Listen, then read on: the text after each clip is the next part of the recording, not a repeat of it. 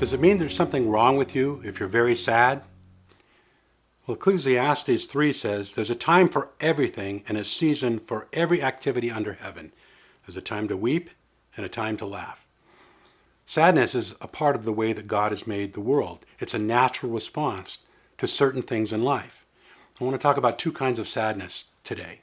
The first is grief. Grief is one of the few emotions that feels bad, but it's actually good. Grief is a way of making room in your heart for new love. And it's a process of going from denial to anger to bargaining to depression to acceptance.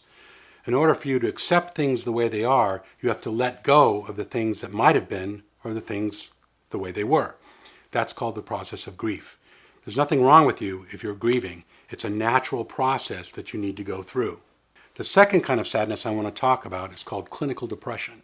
This is a much more serious kind of sadness that has to go on for at least 2 weeks straight before we're going to call it a serious depression.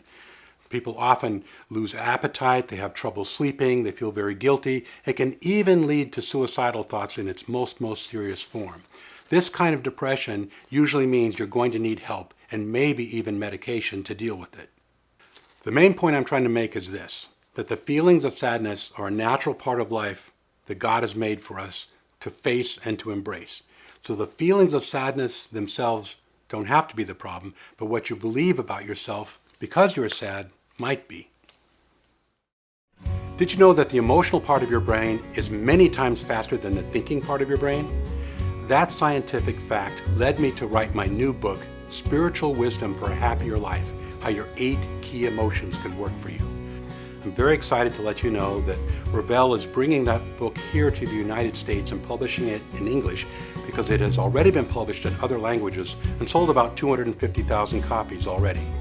I believe that if you can harness the power of those 8 key emotions, you're going to live a fuller and richer life and be able to be, in a more complete way, the person that God has created you to be.